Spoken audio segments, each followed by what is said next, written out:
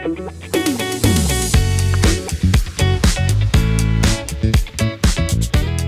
fillimisht faleminderit shumë që pranove të interesohesh. Faleminderit juve.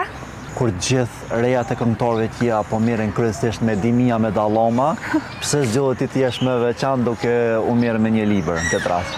Nuk është se zgjodha, kështu është pasioni im edhe dëshira e madhe për të shkruar, për të qenë pjesë e artit, e kulturës, edhe kështu dola me një libër, po jo për të veçuar, sepse mendoj që çdo vajzë ka veçantinë e vet, dhe mënyrën e vet se si shprehet ose i pëlqen ose i shfaq dëshirat edhe ndaj publikut, po edhe ndaj të tjerëve. Apo të mendon që njerëz më shumë po të njohin si reja e Mikit, apo ke dëshirë të njohin më shumë si Tringa? Normalisht, unë kam dëshirë që të më njohin si Tringa edhe andaj kjo është qëllimi im kryesor, që të krijoj emrin tim edhe imazhin tim, por patjetër unë jam shumë e vetëdijshme që pjesa e të qenurit reja e dy këngëtarëve të famshëm, se nuk jam veç reja e Miris, jam edhe Naime, është një pjesë që gjithmonë do të jetë pjesë e jetës time kështu, edhe gjë që ndihem padyshim krenare. Në një botë ku shumica e vajzave kosovare janë influencere, a mendon që ti je në pozitë jashtë loje me epitetin si shkrimtare në këtë rast? Nuk e di çfarë të them në realitet, sepse edhe pjesa e influencerës padyshim që është në këtë botën moderne, pse jo, po krijohet në punë, është një farë lloj revolucioni i marketingut e i punës në përditshmëri. Pse jo, vajzat po ja dalin shumë mirë, janë shumë të mira, shumë pozitive, po ndajnë eksperjenca të ndryshme, edhe çdo gjë dhe çdo person që gjen veten në fusha të ndryshme, atë le të vazhdoj. Por mbi të gjitha mendoj që vajzat duhet ta kenë si qëllim kryesor edukimin edhe shkollimin, e më pas të tjerat edhe vinë. A beson që gjithmonë duhet reja ajo që i ka prioritet punët e shtëpisë? Jo, mendoj që duhet ndarë ose duhet diskutuar në shtëpi. Nuk mendoj që këto rolet në shtëpi për të pastruar, sidomos duhen të jenë problematik për të prishur lumturinë në një shtëpi. A e praktikon këtë gjë shpesh apo jo? E praktikoj jo ndarjen, po e praktikoj dëshirën dhe vullnetin për të bashkëbiseduar me vjerën time, me Mikin në këtë rast, për të pasur këto lumturinë dhe këtë harmoni në shtëpi, edhe që këto gjëra të mos na prishin këtë harmoni. Por në një rast tjetër, a mendon që duhet ndarë punët e shtëpisë me burrin, 50-50? Për shembull, ti Leoninen, ai e shikon këtë rast fëmijën e arshëm. Në realitet do më konvenonte shumë, po me Platorin, Platori nuk është person që bën një punë në shtëpi nëse nuk i them, po nëse i them nuk e ka problem. A është Platori xheloz? Jo, nuk është as Platori as unë xheloz. E kemi krijuar atë marrëdhënie ndaj besimit, ndaj njëri tjetrit, kështu që xhelozia nuk ekziston tek ne. A i ke përfshi në libër situata që i ke përjetu për shembull sinuse, edhe nëse si ke përmend me emra? Jo, nuk e kam bërë një gjë të tillë, e kam thënë edhe më herët që në librin tim nuk ka diçka personale, më shumë është histori të njerëzve të rrethit tim që më kanë frymzuar. Për shembull, ky një moment është shumë i bukur, frymzim sepse natyra, gjelbrim, është koha e vjeshtës, e një gjë shumë interesante që dua ta ndaj është një mesazh që e kam marrë, që e mora pikërisht dje të them drejtën, edhe më tregoi një vajzë një histori familjare ku më tha të lutem kam humbur vëllain e më shkruaj një poezi, gjeta frymëzimin në atë mesazh edhe shkruajta një poezi. Por a ka raste kur ndonjë familjar e ka marrë personalisht ndonjë pjesë të librit dhe të ka pyetur, a e ke shkruar një pjesë edhe për mua në këtë rast, a e ke pas diçka edhe me mua? Jo, nuk më kanë ndodhur, po besoj që familjarët e mi sidomos kanë qenë në etapa të shkrimit tim, edhe kanë ditur këtë strukturën, mënyrën se si frymëzohem, edhe nuk kam pasur një pyetje të tillë, sepse besoj që më njohin edhe e din konkretisht nëse kam pasur diçka, përveç se më kanë falendëruar padyshim për dedikimin e poezisë që ja kam bërë dajës tim edhe gjyshit që nuk jetojnë më.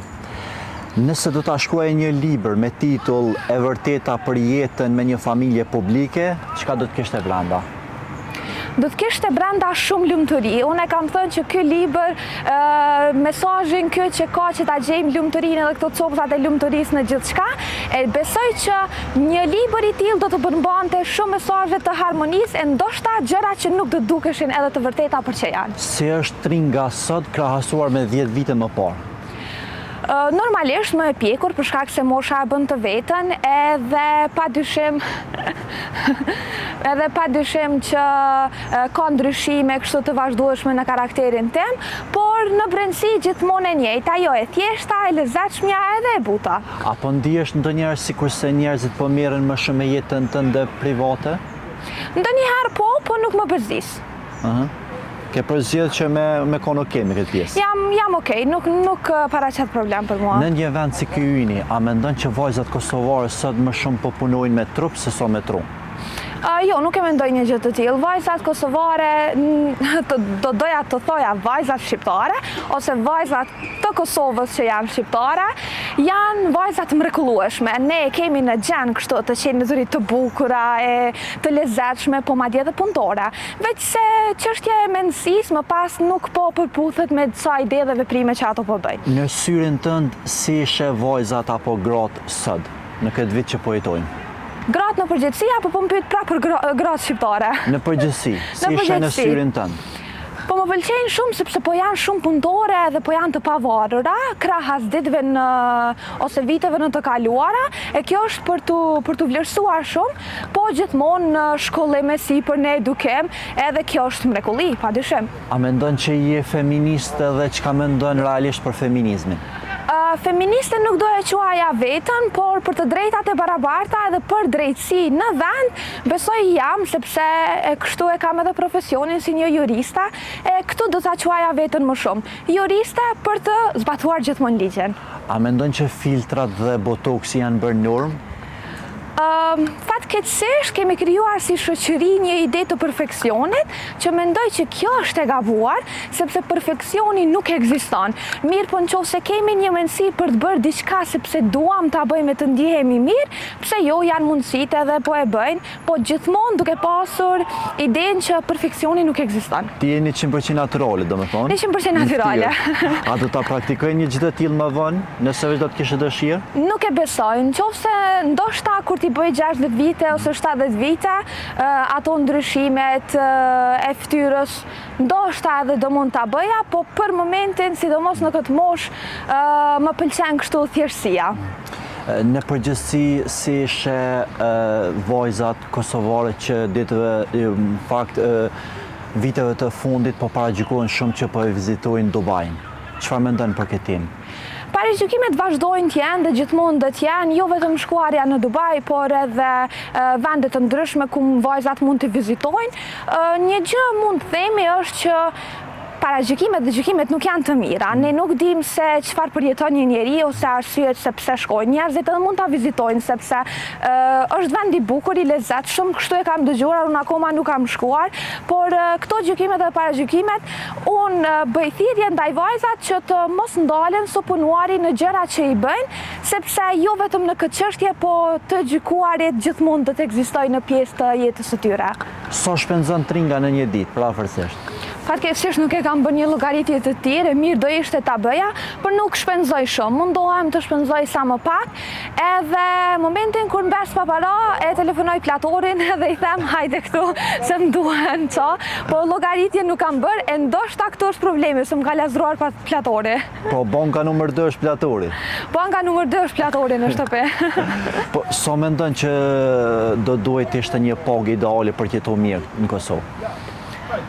Të them të drejtën, nuk e di, nuk është se kam menduar një shumë specifike, po varësisht se njeriu edhe se si e ka jetën e të jetuarit, mënyrën, sa antar të familjes janë, a ka shumë fëmijë, apo a është një person që është shtylla kryesore e shtëpisë, pra ka shumë faktorë që luajnë në këtë rol. Dikujt mund t'i dalin 1.000 euro, dikujt jo, pra varësisht edhe nga faktorët e asaj familje, ose edhe atij personi. Më shumë shpenzon në ushqim apo në rroba?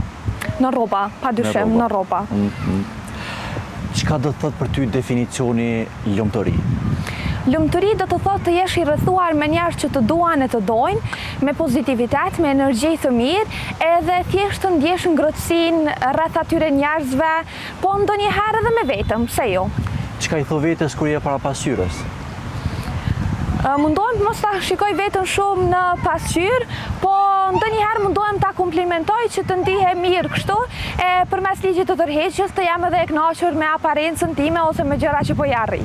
Ku mendon që shkon një mendim që harrohet? Një mendim që harrohet shkon në nënvedije, edhe më pas nga nënvedia mund të bëhen veprime të caktuara, e këto më së miri ti shpjegon Freudi. Okej, do më thoni pas ke lexuar Freudin bajagimje? Po, e kam lexuar. Okej, çka mendove para se morë këtu në këtë intervistë? A do dukem bukur edhe a do mundem me ble diçka në dyqan që është ushqim kur ta mbaroj intervistën. Cila është dhimbja jote më e madhe deri më tani? Dhimbja ime më e madhe deri më tani është 3 humbje që edhe 3 poezitë e mia i kam dedikuar për ata persona që është për gjyshin tim, për dajën tim edhe për shoqën time që vdiq shumë e re. Ku e sheh veten pas 5 vitesh? Pas 5 vitesh e shoh veten si një avokate shumë e mirë. A e ke ndërmend me vazhdu prap me tjera botime librash? Po mundohem, pasioni për të shkruar gjithmonë ekziston, po vazhdoj të shkruaj akoma. Jam duke punuar për gjëra që veç i kam kështu të draftuara, po besoj që po për gjëra më të tjeshme mbetet për të parë. A je okej që prej dallim për intervistave tjera që tjerë gazetarë janë fokusu më shumë tek raporti jot me Mikin, unë kësa herë nuk jam fokusua. Je okej të më tonë? Jam shumë okej dhe shumë e lumtur sepse të them të drejtën mua nuk më pengon kjo pjesa për të më pyetur për vjerrit, sepse padyshim e thash edhe më herët që është pjesë e pandashme që asnjëherë nuk do të më largohet, po kur flas për veten edhe për arritjet e mia gjithmonë është kënaqësi, kështu që punë e mrekullueshme. Përveç që avokate, cila kishe dashur me qenë tjetër arritja jote më e madhe? Ndoshta të më përkthehen librat ose libri në këtë rast në gjuhë të huaja e të njihem ndërkombëtarisht, qoftë si avokate, qoftë si shkrimtare, po mbi të gjitha do doja këtë pjesën e juridikut të njihem pak më shumë. Tringa, nëse s'ke diçka tjetër për me shtu, unë do doja prej teje një mesazh të fuqishëm për gjitha vajzat dhe gratë që po na ndjekë. Mesazhi i fuqishëm për vajzat dhe për gratë është që ta duan veten, ta mbështesin njëra tjetrën dhe ëndrat e tyre në asnjë mënyrë të mos i shuajnë e të punojnë në vazhdimsi për ato që ato duan t'i arrijnë, sepse gurët që njerëzit hedhin janë 2 mundësi, ose ti krijosh mur e të bëhet pengesë e ti të ndalesh, ose të krijosh një urë e të ecësh deri tek suksesi yt.